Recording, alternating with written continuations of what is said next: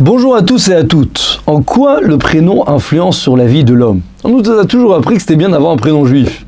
Mais quelle est la différence de s'appeler Avraham, Yitzhak et Yaakov ou s'appeler Jean-Christophe, Benoît, Jean-Pierre? Qu'est-ce que ça va changer? Alors écoutez bien cette explication magnifique, splendide.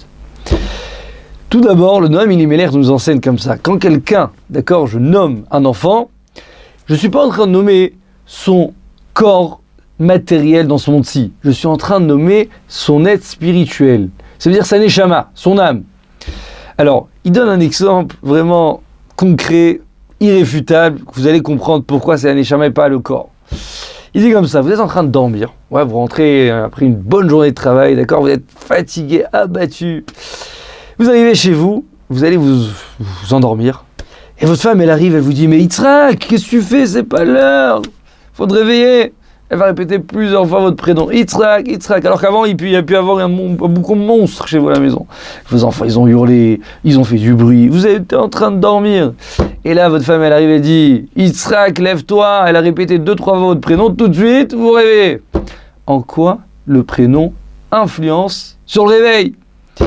Alors là, le Noam Elimelech, il enseigne comme ça, il dit, parce que quand un homme il dort, en fait, c'est comparé à 1/60 de la mort, parce que son âme l'a quitté un petit peu, elle se retrouvait dans les eaux de fer, elle fait un petit tour en haut, et donc, pour que la personne puisse se réveiller, l'âme a besoin de se réintégrer, de repénétrer dans le corps. Tant qu'il y a du bruit, d'accord, il n'y a pas de problème, l'âme ne se sent pas concernée, pourquoi vous voulez qu'elle retourne dans le corps? Mais quand je vais appeler, je vais dire Yitzhak, lève-toi. À ce moment-là, qu'est-ce qui va se passer? L'âme va se dire, ah, mais on est en train de m'appeler, et hop, elle va se retrouver dans l'intérieur du corps, et on va se réveiller. Donc déjà, on a compris que l'âme, d'accord, le prénom, c'est l'âme, c'est pas le corps. Alors vous allez me dire, mais bon, très bien, alors c'est l'âme, et alors, quel est le problème? Pourquoi je ne pourrais pas l'appeler Jean-Christophe? Pourquoi je suis obligé d'appeler Avraham? Alors écoutez bien, c'est écrit dans le Sefer HaYetzira, le livre de la création. Ce livre a été référencé à Avraham Avinu. Ça veut dire que je pense, peut-être, ça doit être le livre le plus ancien de toute l'humanité. Alors, là-bas, c'est écrit comment Dieu a créé le monde. Bon, bien entendu, c'est très vaste ce que je vais vous dire, mais ça tourne un peu autour de ça. Akadosh Baruch Hu, il a d'abord créé les 22 lettres, il a inventé les 22 lettres de l'alphabet hébraïque. Et chaque lettre, séparément, elle a une puissance, une énergie qui fait tourner, qui maîtrise en fait, qui a d'abord créé et jusqu'à aujourd'hui qui continue à faire vivre ce monde. C'est-à-dire le Aleph, le Bet, le Gimel, le Dalet, chacun a un rôle bien précis. Ces lettres en fait, c'est ce qui font tourner toutes les galaxies, tous les océans, tout l'univers, tout ce monde entier. Mais là, ça va encore plus loin.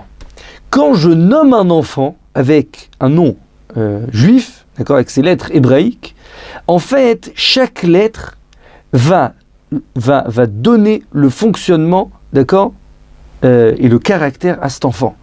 Ça veut dire que cet enfant va pouvoir se réaliser, se développer plus en grandissant à travers de la puissance, de l'énergie qui se cache dans son nom.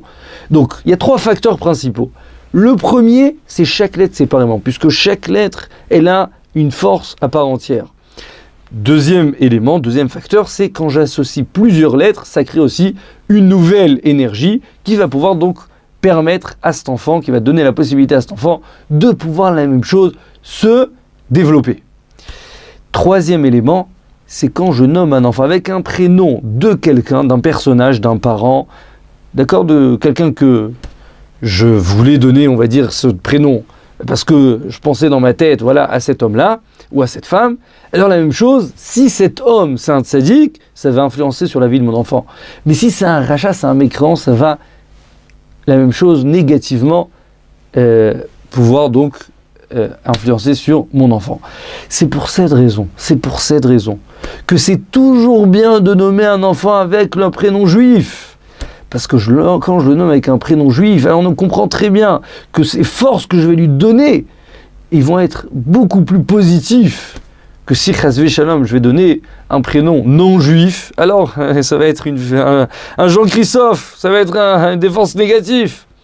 Donc sachez qu'on a Baruch Hashem beaucoup de prénoms dans la Torah et que Bezrat Hashem, je souhaite à chacun d'entre vous d'avoir beaucoup de naissances, de pouvoir chercher le meilleur prénom mais trouvez un prénom qui va pouvoir agir sur votre enfant positivement et que Bezrat Hashem, votre enfant devienne un grand sage, devienne un vrai serviteur du divin et qu'il puisse Bezrat Hashem réussir sa vie.